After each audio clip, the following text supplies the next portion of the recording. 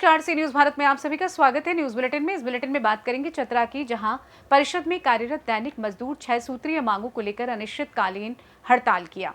आगे चर्चा करेंगे गाजीपुर की, जहां पुलिस ने अंतर्राज्यीय मादक पदार्थ की अवैध तस्करी कर रहे आरोपी को गिरफ्तार किया। इन तमाम खबरों पर करेंगे विस्तार से चर्चा। खबर चतरा से, जहां नगर परिषद में कार्यरत दैनिक मजदूर Jharkhand local bodies employees federation के बैनर तले 6 सूत्रीय मांगों को लेकर अनिश्चितकालीन हड़ताल पर बैठे हुए हैं। आपको बता दें कि 6 सूत्रीय मांगों में पहली मांग निकाय में कार्यरत दैनिक मानदेय कर्मी का सेवा नियमित की जाए।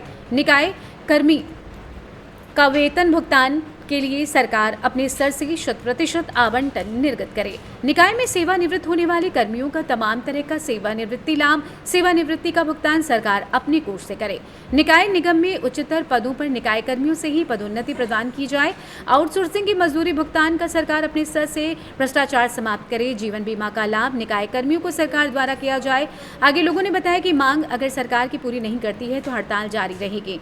अगर इसी तरह से हड़ताल चली रही तो शहर के गली मोहल्लों में कचरे का अंबार लग जाएगा, क्योंकि नगर परिषद के सफाई कर्मी ही हड़ताल पर हो तो साफ सफाई में बाधा पहुंचेगी। आगे हड़ताल में बैठे लोगों ने क्या कुछ कहा, आप भी सुनिए। सूत्री मांग है सरकार से, जैसे पहला है मांग सबसे पहला कि दैनिक मजदूरी जो 16 साल से लगभग 15-16 साल से कार्यरत है सभी नगर परिषद में, उसको अस्थायी किया जाए। क्योंकि इस संबंध में पूर्व जो है से 2022 में सितंबर में वार्ता संयुक्त सचिव से हो चुकी थी कि दिसंबर 2022 तक सभी नगर परिषद में जो दैनिक मजदूरी पर कार्यरत उनको अस्थायी किया जाएगा। लेकिन इस पर सरकार का कोई ध्यान नहीं है और हमें जो बीमा करना वो सरकार अपने स्तर से करे और 20 लाख का बीमा करे, वो भी सरकार आज तक नहीं कर पाई है। और यहाँ पर जो भी सरकारी कर्मचारी हैं उनको जो सेवानिवृत्ति हो चुके हैं उसके सारे लाभ सरकार को एकमुश्त करनी चाहिए, परंतु सरकार वो नहीं करती है। और यहाँ पर सरकार जो सभी नगर परिषद में NGO ला करके लेबर को शोषण किया जाता है और नहीं टाइम पर मानदेय दिया जाता है और कम रेट में भुगतान किया जाता है, उसको अविलंब बंद किया जाए। पहले भी आप लोग हड़ताल में गए? जी हाँ, पहले भी कर चुके हैं और इस संबंध में 12 तारीख को भी मैंने मुख्यमंत्री को ज्ञापन सौंपा हूँ रांची जाकर। अगर जब मांग पूरी नहीं हुई तो क्या आगे की रणनीति? जब तक ले मांग पूरी नहीं तब तक फिलहाल अभी हड़ताल में हम लोग रहेंगे। अगर सरकार नहीं सुनती है तो आगे की क्या रणनीति? आगे की यही होगी कि हड़ताल तो रहबे करेंगे, सुनबे करेगी सरकार, आज नहीं तो कल सुनबे करेगी। हम लोग हड़ताल तोड़ने के पक्ष में भी नहीं। तो सफाई कर्मी हड़ताल में तो शहर में तो कचरा तो जाम होना ही है, इसका सारा जवाबदेही सरकार की होगी। क्या नाम हुआ आपका? अरविंद कुमार, नगर परिषद चतरा सचिव। चतरा से सी न्यूज संवाददाता लक्की की रिपोर्ट। खबर यूपी के गाजीपुर से, जहां सैदपुर कोतवाली थाना पुलिस की टीम ने बड़ी सफलता हासिल करते हुए एक अंतरराज्यीय मादक पदार्थ की अवैध तस्करी करने वाले अभियुक्त विशाल यादव को 1 करोड़ के मादक पदार्थ हेरोइन के साथ गिरफ्तार करने में सफलता हासिल की है। वहीं एसपी डॉक्टर इरज राजा के द्वारा अपराध एवं अपराधियों के विरुद्ध चलाए जा रहे अभियान के तहत नारकोटिक्स एवं स्वाट टीम तथा थाना सैदपुर पुलिस की संयुक्त टीम द्वारा अंतरराज्यीय मादक पदार्थ की अवैध तस्करी करने वाले सदस्य विशाल यादव पुत्र रामविलास यादव निवासी दारुनपुर महुलिया थाना सैदपुर गाजीपुर के कब्जे से 375 ग्राम मादक पदार्थ हेरोइन को रामकरण सेतु गंगा पुल बेहद कस्बा के पास से बीती रात समय करीब 10 बजे रात्रि में गिरफ्तार किया गया। तो वहीं हेरोइन की अवैध तस्करी करने वाले गिरफ्तार शुदा उपरोक्त अभियुक्तगण के विरुद्ध मुआयना संख्या 167/2024 धारा 8/21 NDPS एक्ट का अभियोग पंजीकृत कर जेल भेज दिया गया है। दिनांक 23/8/2024 को नंडी नारकोटिक्स की टीम और जनपद गाजीपुर की थाना सैदपुर की पुलिस टीम द्वारा विशाल यादव पुत्र रामविलास यादव को गिरफ्तार किया गया, जिसके पास से 375 ग्राम नाजायज हीरोइन बरामद की गई, जिसकी अनुमानित कीमत 1 करोड़ से अधिक बताई जा रही है। इससे पूछताछ के दौरान इसने बताया कि ये जनपद चंदौली से लाकर जनपद गाजीपुर में छोटी छोटी पुड़िया हीरोइन की बनाकर बेचता था। इस संबंध में थाना सैदपुर पर अभियोग पंजीकृत कर लिया गया है और विधिक कार्रवाई अब इसके खिलाफ की जा रही है। गाजीपुर से सी न्यूज संवाददाता रामू चौरसिया की रिपोर्ट। खबर महोबा से है। बता दें, सह गौरक्षा प्रमुख अवधेश शर्मा ने कोतवाली में एक शिकायती पत्र प्रभारी निरीक्षक को सौंपा है, जिसमें उन्होंने वर्णन किया है कि 23 अगस्त दोपहर के समय उन्हीं के स्थानीय YouTube चैनल के माध्यम से खबर चलाई गई, जिसमें एक व्यक्ति मध्य प्रदेश के छतरपुर जिले के गढ़ी मलहरा निवासी धीरेन्द्र यादव द्वारा विश्व हिंदू परिषद, बजरंग दल जैसे संगठन को बदनाम करने के उद्देश्य से मीडिया में बात कही, जिसमें बजरंग दल के कार्यकर्ताओं द्वारा पशु तस्करी में जबरन वसूली की बात कर रहा है। एक ऑनलाइन लेन देन का स्क्रीनशॉट भी दिखा रहा है। हिंदू संगठन के प्रांत सह गौरक्षा प्रमुख ने बताया कि उक्त स्क्रीनशॉट किसी अन्य व्यक्ति का बताया जा रहा है। प्रांत सह गौरक्षा प्रमुख ने बताया कि कार्यकर्ताओं का उक्त व्यक्ति धीरेन्द्र सिंह से कोई लेना देना नहीं है और न ही किसी प्रकार के कोई पैसे का लेन देन हुआ है। लिखित तहरीर में बताया गया कि उक्त व्यक्ति आपराधिक किस्म का व्यक्ति है, जिसके ऊपर पशु जैसे इत्यादि अधिक मुकदमे पंजीकृत हैं। लिखित तहरीर में उल्लेख किया गया है कि उक्त व्यक्ति पशु तस्करी से जुड़ा हुआ है। पशु तस्करी में किसी प्रकार की कोई समस्या उत्पन्न न हो, इसलिए कुछ दलालों के भड़काने पर हिंदू संगठनों को बदनाम करने की कोशिश कर रहा है। तहरीर के आधार पर शहर कोतवाली में सुसंगत धाराओं में मुकदमा पंजीकृत किया गया है। पुलिस द्वारा मामले में गहनता से जाँच पड़ताल शुरू कर दी है। आइए जानते हैं इस विषय में प्रांत सह गौरक्षा प्रमुख विश्व हिंदू परिषद अवधेश शर्मा एवं विश्व हिंदू परिषद जिला अध्यक्ष मनोज शिवहरे ने और क्या कुछ कहा। कल हम लोगों को जानकारी हुई मीडिया के माध्यम से कि एक व्यक्ति द्वारा हमारे संगठन को बदनाम करने के उद्देश्य से मीडिया में उसने बाइट दी है और मीडिया में प्रसारित भी करवाया है कि बजरंग दल और विश्व हिंदू परिषद के लोगों द्वारा हमसे अवैध वसूली की गई।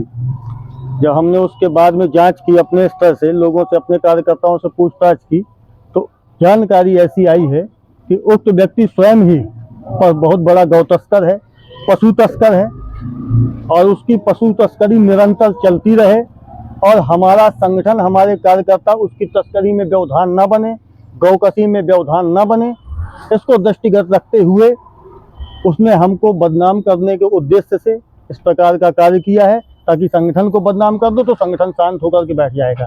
तो संगठन शांत होकर के नहीं बैठेगा।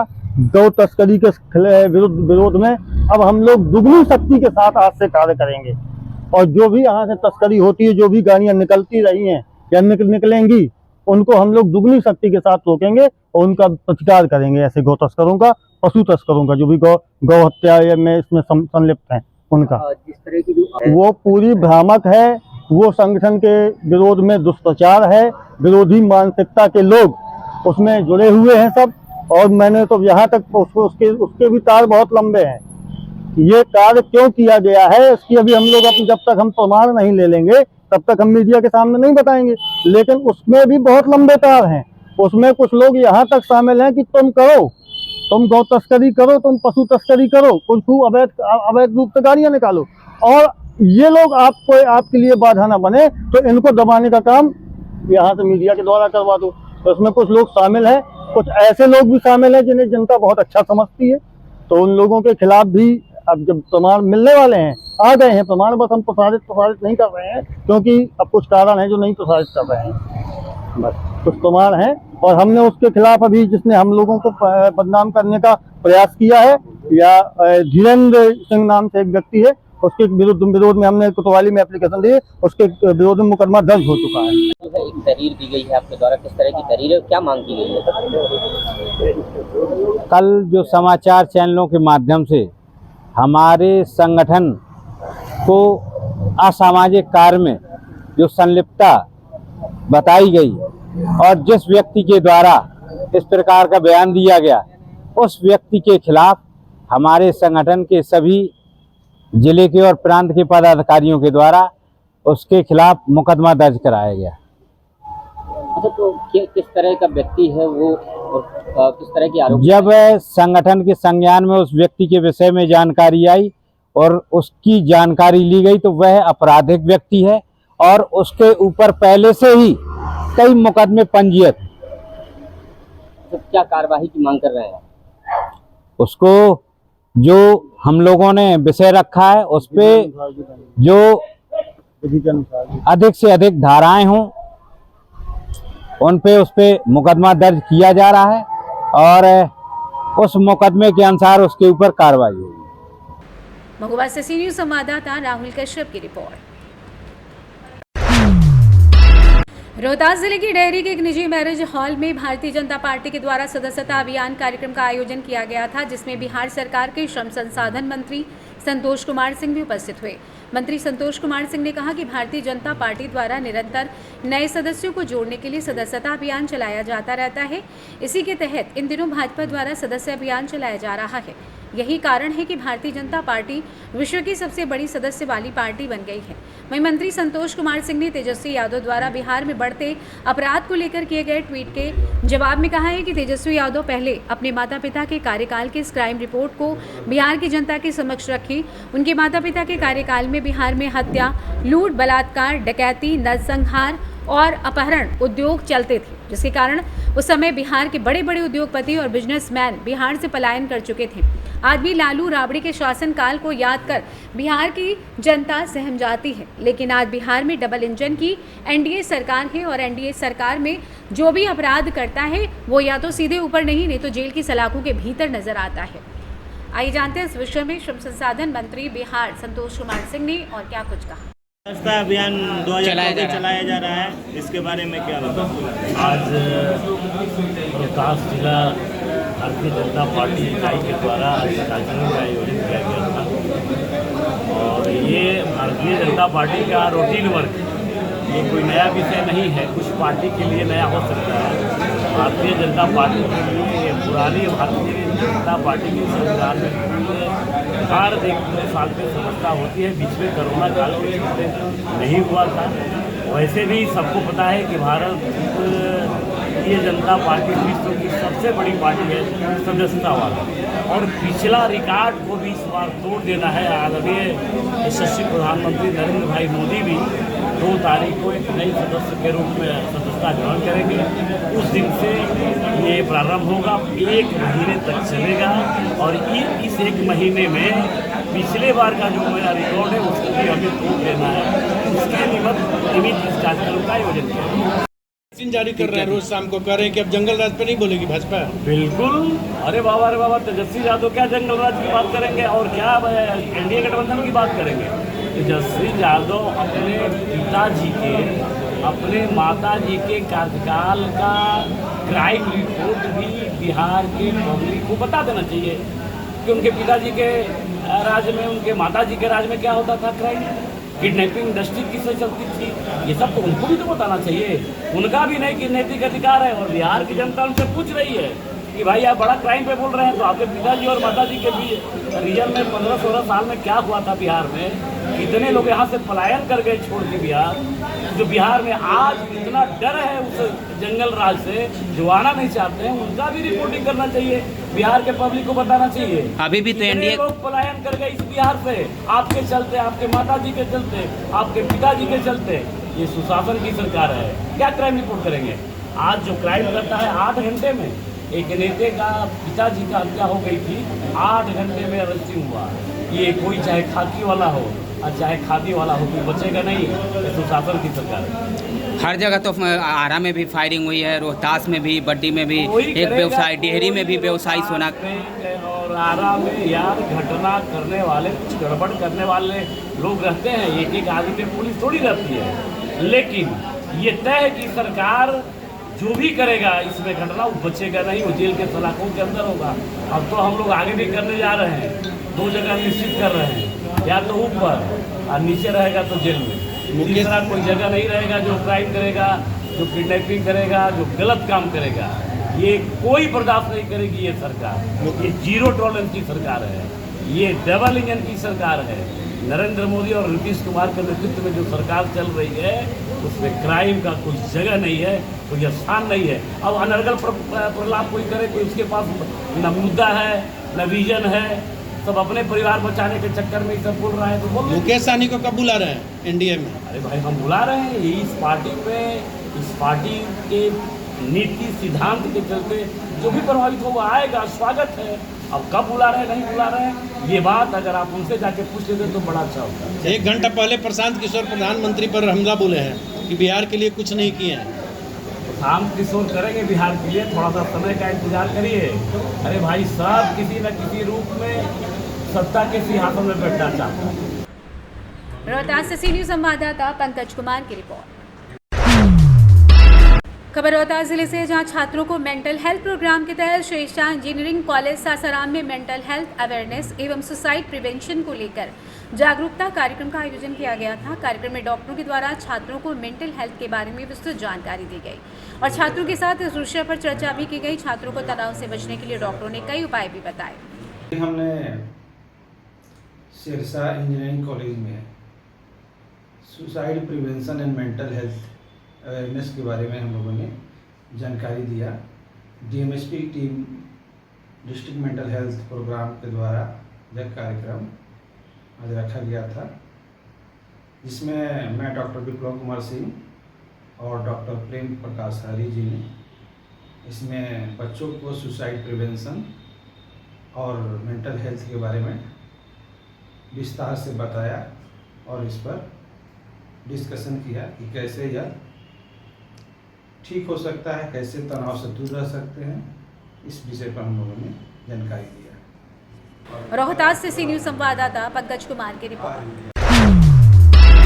खबर रतलाम से है। हर वर्ष की तरह इस वर्ष भी विश्व प्रसिद्ध धार्मिक स्थल हुसैन टेकरी शरीफ पर 24 अगस्त आज रात में चूल मेले का मुख्य आयोजन होगा, जिसे देखने के लिए हजारों लोग जावरा हुसैन टेकरी पहुंच गए हैं। पुलिस के मुताबिक आने वाले जायरीनों को किसी भी प्रकार की असुविधा ना हो, इसलिए बड़ी संख्या में पुलिस बल लगाया गया है। बल्लियों के जरिए चूल से गुजरने वाले जायरीनों के लिए जिग जाग तैयार किया गया है, जिसमें रात 9 बजे जायरीनों को निकालने की व्यवस्था रखी गई है। यहाँ से होकर चूल के अंगारों पर से लोग निकलेंगे और चूल मेले को देखने के लिए बड़ी संख्या में लोग जावरा हुसैन टेकरी पहुँच गए हैं और भी लोग लगातार आ रहे हैं। लाखों की संख्या में श्रद्धालुओं के पहुंचने की संभावना होती है, जिसके लिए कमेटी सहित प्रशासन पूरे अलर्ट पर रहता है और तैयारी करता है। यहाँ चूल मेले का आयोजन हर वर्ष होता है, जिसमें मुख्य आयोजन आज 24 अगस्त की रात में होगा। पहले चूल के दहकते अंगारों पर शिया समुदाय के लोग हाथों में आलम लेकर 21 दूल्हा निकालेंगे, जिसके बाद हजारों की तादाद में लोग दहकते अंगारों से चलकर निकलेंगे, जो करीब सुबह तक निकलते रहेंगे। आइए जानते हैं इस विषय में एडिशनल एसपी रतलाम राकेश खाखा ने और क्या कुछ कहा। हुसैन टेकरी में चूल का आयोजन ये लगभग 10 दिन चलता है और आज बेसिकली जो है इस पर चूल की जो व्यवस्था की गई है, इस पर लगभग आसपास के जिलों से और PHQ से जो हमको बल आवंटित हुआ है, लगभग 400 का बल हमने यहाँ पर लगाया है। समुचित पुलिस व्यवस्था की गई है।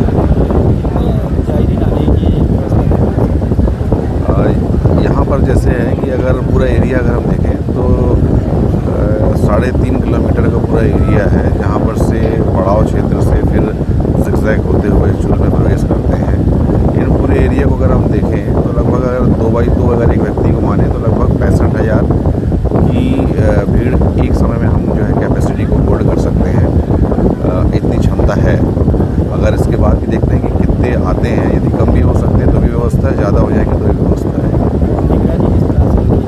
लगभग 155 कैमरा लगाए गए हैं, जिसमें सतत निगरानी की जा रही है और CCTV कंट्रोल रूम है और इसके अलावा हमारी टीम लगी हुई है। पूरी पार्किंग व्यवस्था भी की गई है। आउटर में जो है पूरी पार्किंग व्यवस्था लगाई गई है, जिसमें जो जावरा क्षेत्र से आने वाली व्हीकल या बाहर जाने वाले व्हीकल को डाइवर्ट किया गया है और जो यहाँ आ रहे हैं हुसैन टेकरी में तो आउटर में ही जो है पार्किंग व्यवस्था समुचित दी गई है।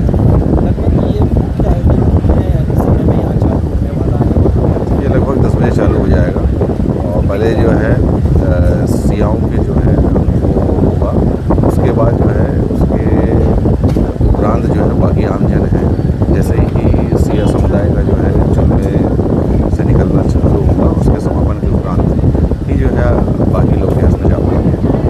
महिलाओं के लिए क्या व्यवस्था है? उसमें जो है रैंप बने हुए हैं, उस तरह से व्यवस्थित किया गया है और इसके अलावा VIP रूम्स भी हैं और VIP रूम्स में जितने लोग हैं उनकी व्यवस्था हम समुचित की गई है। यदि ऐसा कोई व्यक्ति जब प्रवेश करता है तो उसे दूसरे मार्ग से हम सीधे चूल में प्रवेश करा सकते हैं। रतलाम से सी न्यूज संवाददाता हुसैन खान की रिपोर्ट। खबर बस्तर के जगदलपुर से है, जहां पुलिस अधीक्षक शलभ कुमार सिन्हा के नेतृत्व में बस्तर पुलिस के द्वारा आपराधिक तत्वों एवं नशा के विरुद्ध लगातार कार्रवाई की जा रही है। इसी तारतम्य में नशे के विरुद्ध वैधानिक कार्रवाई करने में बस्तर पुलिस को सफलता हाथ लगी है। शहर के कुछ दुकानदारों द्वारा नशे में उपयोग होने वाले तथा नशे के रूप में उपयोग किए जाने वाली विभिन्न सामग्रियों के भंडारण तथा बिक्री करने की सूचना मिली थी, जिस पर पुलिस अधीक्षक शलभ कुमार सिन्हा के निर्देशन में तत्काल कार्रवाई हेतु टीम तैयार की गई थी। शहर के अन्य दुकानदारों के विरुद्ध छापा मारकर कार्रवाई करते हुए युवाओं द्वारा गांजा पीने में उपयोग होने वाले अलग अलग तरह के पेपर रोल, प्रतिबंधित सिगरेट, प्रतिबंधित अन्य नशीली चीज़ों को दुकानदारों के कब्जे से बरामद किया गया है। आइए जानते हैं इस विषय में अतिरिक्त पुलिस अधीक्षक माहेश्वर नाग ने और क्या कुछ जानकारी दी। बस्तर पुलिस लगातार नशे के विरुद्ध कार्रवाई कर रही है और कुछ दिनों से पान ठेलों में और दुकानों में नशे में उपयोग होने वाले सामग्री की बिक्री की और भंडारण की सूचना प्राप्त हो रही थी, जिस पर कोतवाली पुलिस और बोधघाट पुलिस की एक संयुक्त टीम बना करके लगभग 15 से 20 पान ठेलों में और दुकानों में छापेमारी कार्रवाई की गई। ये एक संयुक्त टीम थी जिसमें ड्रग इंस्पेक्टर को भी इन्वॉल्व किया गया था, उन्होंने भी सर्च अभियान में हमारी सहयोग किया था। पूरे शहर में जब पान ठेलों में और दुकानों में सर्च की गई तो उनमें काफ़ी मात्रा में नशे में उपयोग होने वाली सामग्री, रोल्स, मुनक्का और पाइप्स वगैरह बरामद हुए हैं, जो कि पुलिस ने वैधानिक कार्रवाई करते हुए थाना में ला करके संबंधित दुकानदारों को बुला करके उन्हें समझाइश दी गई है कि निकट भविष्य में कभी भी किसी भी पान ठेले में या किराने दुकान में ये सब सामग्रियां विक्रय नहीं करेंगे, भंडारण नहीं करेंगे। उक्त कार्रवाई में लगभग 4 लाख से ऊपर के रोल्स, मुनक्का और नशे में उपयोग होने वाली सामग्री को पुलिस ने जब्त किया है और इस पर वैधानिक कार्रवाई की जा रही है। बस्तर जगदलपुर से सी न्यूज संवाददाता कृष्णा पटेल की रिपोर्ट। फिलहाल न्यूज बुलेटिन में बस इतना ही। देश दुनिया की तमाम खबरों की जानकारी के लिए आप देखते रहिए सी न्यूज भारत। हर खबर आपके साथ, आपके हाथ।